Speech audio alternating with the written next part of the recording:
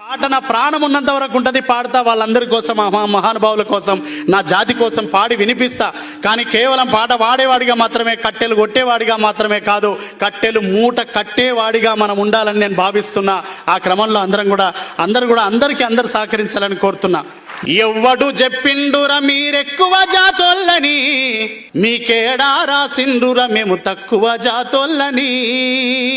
నిన్ను నన్ను గన్న తల్లి భారతమ్మ ఒక్కతే, నువ్వు నేను బతుకుతున్న భరత భూమి ఒక్కటే.